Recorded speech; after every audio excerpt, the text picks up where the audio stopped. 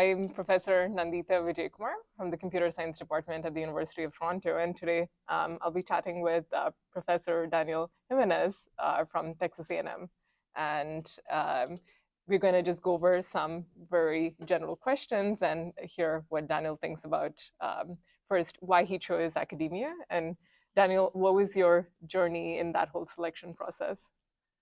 Well, thank you. Why did I choose academia? Well, I went to college. I guess it wasn't clear, when I was a boy that I was going to go to college. I was interested in computer science, um, and I was encouraged by some friends to go to college. I did, and studied computer science. And there I met some wonderful professors, and I thought their job just looks so awesome. I want to do that myself.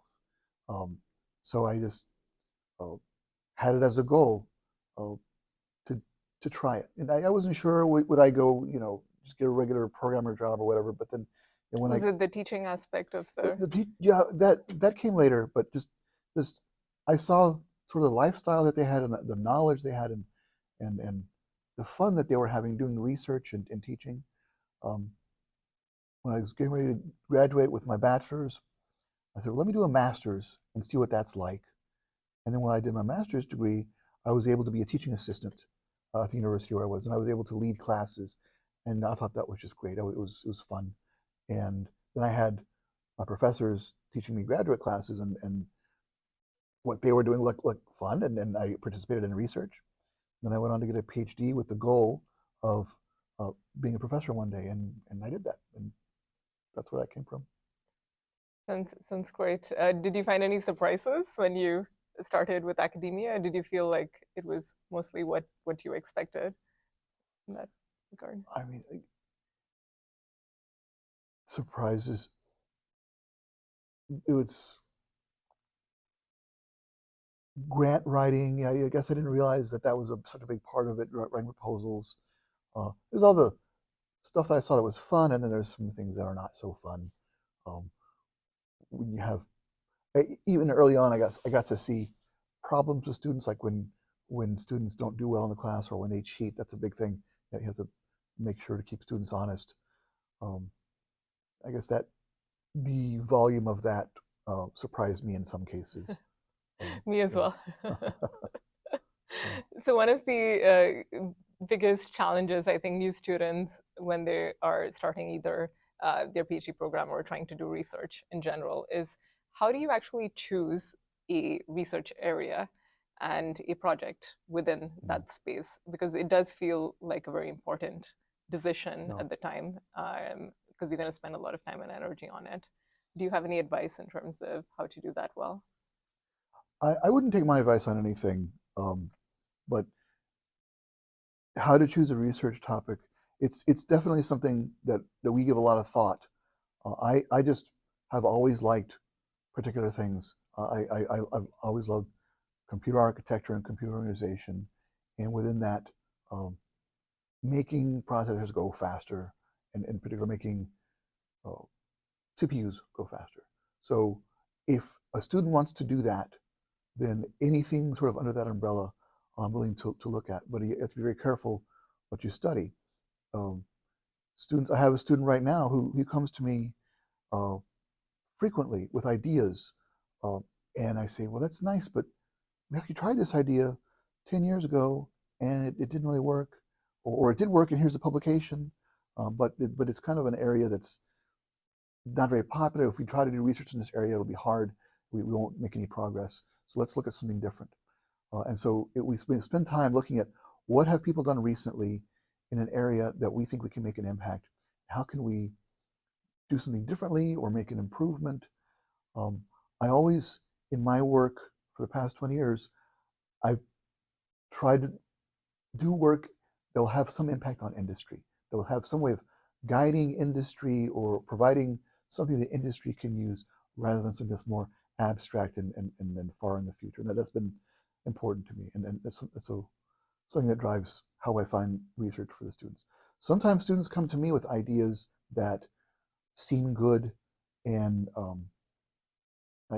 we'll see if it works out, and sometimes it does. One of the more recent graduates had an idea that was in hardware security, and I wasn't that familiar with it, but she was really bright, and so we pursued it and got some papers out of it, and now she's a professor, and I feel good about that. So it's always best when students come to you with the good ideas, but for that first project, usually I provide them the idea, and then we just make it into a thesis. And sometimes you work on 3 or 4 different things, and they seem different, and you stitch them into a dissertation, and you're done. Sounds good. So how do you select which students you want to work with, and how do you find these students? What are the criteria that you, for example, evaluate and you think is important when choosing students? That's a good question, and it really depends on where what's the context where I'm doing the work. And I have worked at a number of different universities and also other places where I make these kind of decisions. Um, there's 2 main models. One is the department brings in a lot of students, and then the faculty get to evaluate them in their classes, and then decide based on the classes to bring them into the lab. I like that model. In that model, I bring students into my classes. I teach the graduate computer architecture class, and then what I'll do is I'll have a competition, like a write the best branch predictor, write the best cast replacement policy, or something like that. And the students that really do well on that, maybe they don't win, but they put a lot of effort into it. I start paying attention to them, and many of them are already taken by other advisors, but the ones that aren't, I'll talk to them and say, hey, would you like to do research with me? And maybe they don't know anything about architecture except what they've learned in my class, but I can see the talent and the drive and the enthusiasm for it. And that really says a lot. And so I want to work with those students. And often they'll just come up to me afterwards and say, I would like to work with you. I really enjoy working on this project. I'd like to work with you. I've gotten some of the best students that way. There's that model. In the university where I am now, Texas A&M, the admissions model is different. Um, a professor has to advocate for a student who's applied for admission to come into their lab. And so it's harder. You can't really evaluate them in a class. You can talk to them over Zoom, or you can see what have they published, and most of them already done some publishing if they're coming into the PhD program. And so I just see, do they have a background that's sort of consistent with what I would be expecting? They don't have to have worked in core microarchitecture, but it would be good if they had some background in architecture. And are there just some markers of success? And then I talk to them over Zoom and just have a conversation and see, do I think I can get along with this person? Do they think they get along with me? And then make a decision. And usually it works out, and sometimes it doesn't. What about in situations where the only thing that you have is maybe a CV and perhaps an interview at best? Are there any specific things that you look for example, grades or any other experience doing projects, or Yeah, just experience doing projects is good. They've all done projects, so it's hard for the application to get to my desk without there being a list of projects on it or even publications. Um, if if they've done an internship in industry, like there's a couple of guys that did an internship at Intel or AMD with people I know, and then I'm much more likely to want that student because they know they can sort of hit the ground running, and I can ask those people, hey, how did this person do? And that happens. Um, yeah, sounds it's hard. If it's just an interview or just a CV and a brief call, that's really not much. But yeah. yeah, but in recent years, I mean, I guess core microarchitecture research is what I do. It's really hard to get anyone interested in it, so I kind of might as well take what I can get because it's And then you can people aren't. always mentor them to Yeah, to be able yeah. to, No, yeah. if I see oh they've got some experience in this, but they don't seem to have ambition or talent, then maybe that's not as good as somebody who they don't know anything about computer architecture, but they've done some project in like an adjacent area, compilers or OS or something, something in the systems, and they've shown real passion and drive and talent. And then that person I'll think about. Makes sense. So I think being a professor is quite a privileged job, right? So for you, which part would you say is the most rewarding? The most rewarding. Um, it is nice to see my students go on to successful careers. I'm very proud. So we're here. for the audience, we were at uh, Micro 2023, and one of the program co-chairs is Samira Khan. She was my PhD student, and now she's a program chair. I'm very proud to see her advancing in her career, and all the people I've mentored over the year that they come to success. It's very nice to see them working successfully, doing something with and feeling like I had something to do with that. So that's nice. Also, just getting papers and conferences is very rewarding. When we work hard on something and then we get to present it, I'm very proud of it. I stand behind all the work that we do, and I think that the work is good. And when I get to show it to people, that's very rewarding. And then when they actually implement it in industry, as they've done sometimes, uh, that's super. When I hear about it, that's very rewarding. Yeah, the impact Yeah, that it yeah, has on everybody's lives once it goes into the yeah, processors is quite yeah. But I significant. guess just Yeah. just observing my own answer, I talked about the students first because I guess that's, you know, I can build a branch predictor and have that go in a product, but then having an actual person that who's doing well in their career and I had something to do with that. Just I guess personally, that's more rewarding. And that person will also go on to Yeah. mentor other students. Yes. Yes. Yeah. And I see them doing that too. Yes, And yes. I see, it's funny. You see students of particular advisors, they sort of act like they're advisors sometimes. And you see even down to mannerisms and things. And sometimes I see my students doing things the way I would do them. And to the extent that that's a good thing, I'm proud of them. I think I taught them well. And if I've got some some weird personality characteristics that's rubbed off on them, then they take the good with the bad. So as a part of this job, we have to do so many different tasks from research, teaching, mentorship, service, of course, and the list just keeps going on and on. So how do you actually manage all of these different tasks? Have you found something that works for you in balancing these I manage these things? tasks very poorly. I say yes to too many things, and I do too many things. I'm wrapped up in way too much service. As you if you attend this conference, you'll see that I'm wrapped up in too much service.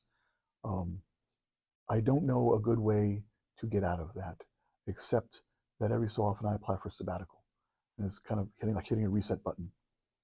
So by doing a sabbatical, I can get rid of all the university service that I have to do Yep. for a year, and then I come back, and then maybe they forgot that they wanted to be on this committee, and then slowly I get back on it. But um, yeah, I guess it's a good problem to have. I get asked to be on all the program committees, and I'm leading um, things in computer architecture.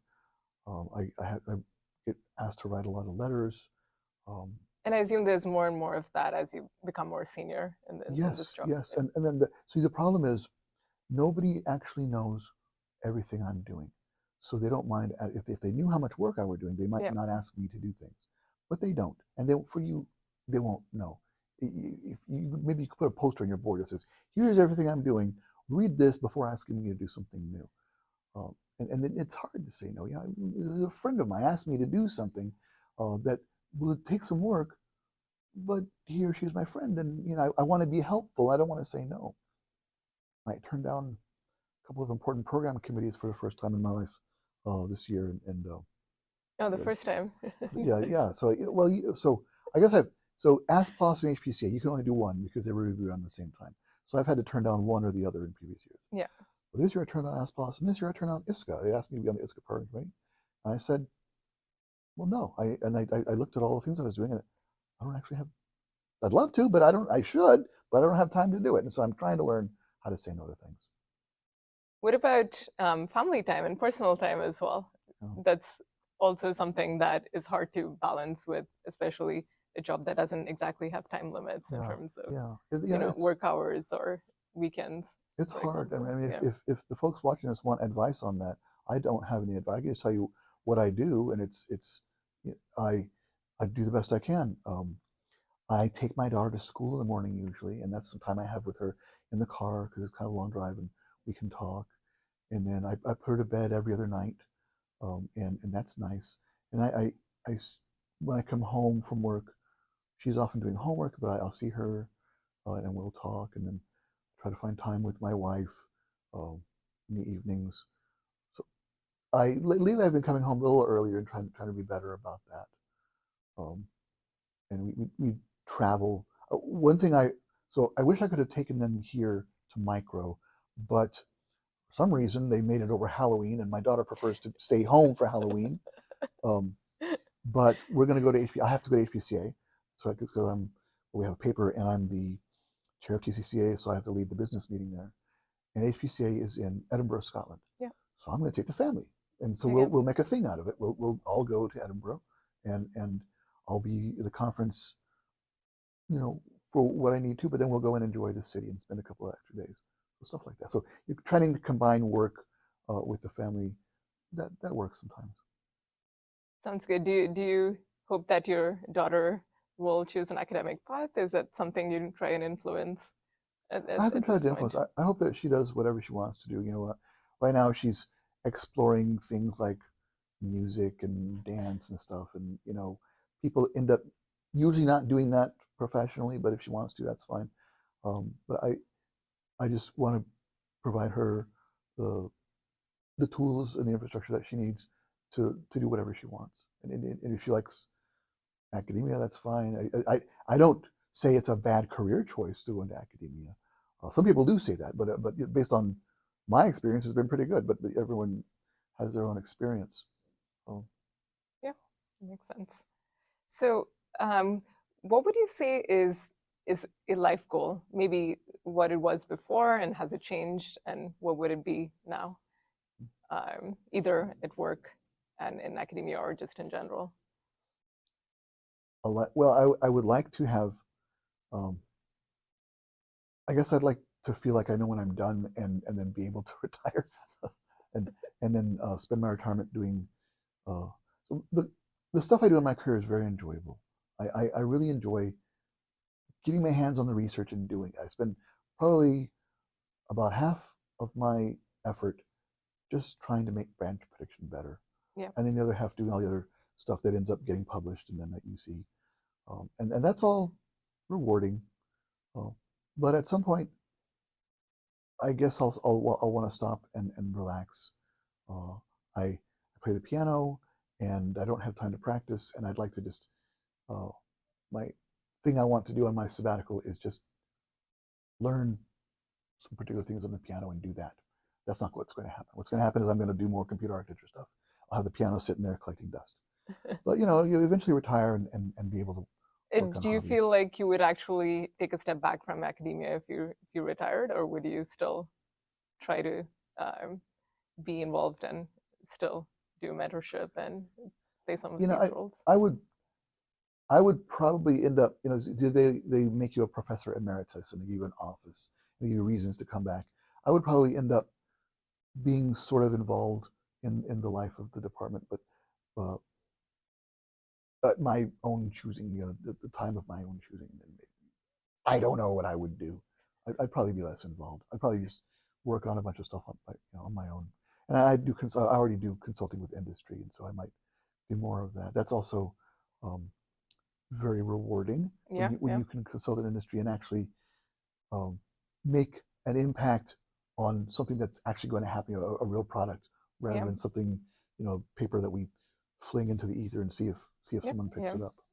And see the translation of the ideas So, in real product. it's also and just it's a tangent, but a little depressing going into industry and seeing what they've done compared to what we are doing in academia, and they've done so much.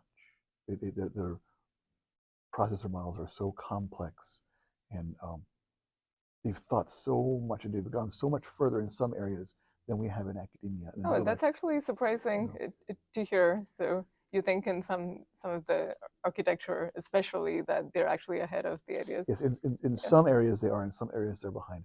Mhm. What's encouraging is they're always reading our papers. Okay. There's always, I've consulted at several companies, and they're always voraciously consuming our research output, at least in core microarchitecture, talking about the papers we've written and how can we adapt this. And sometimes, often, they try it, it doesn't work because the authors set up something that was really too simplistic. The model was too simplistic. When you try to incorporate these things into a real processor, it just doesn't work for various reasons.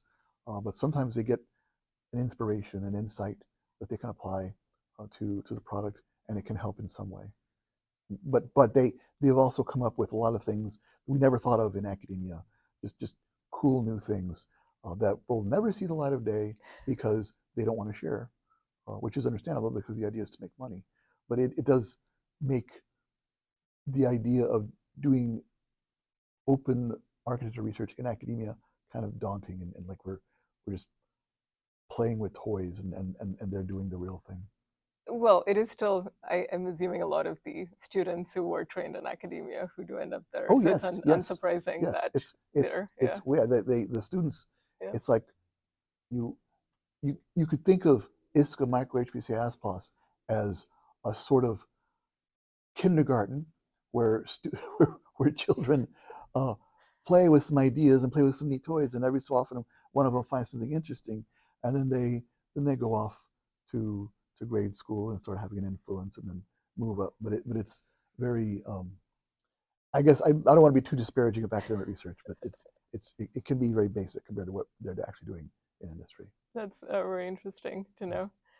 All right, Daniel, it was really great to chat with you again and to hear your thoughts on all of these questions. It's my pleasure.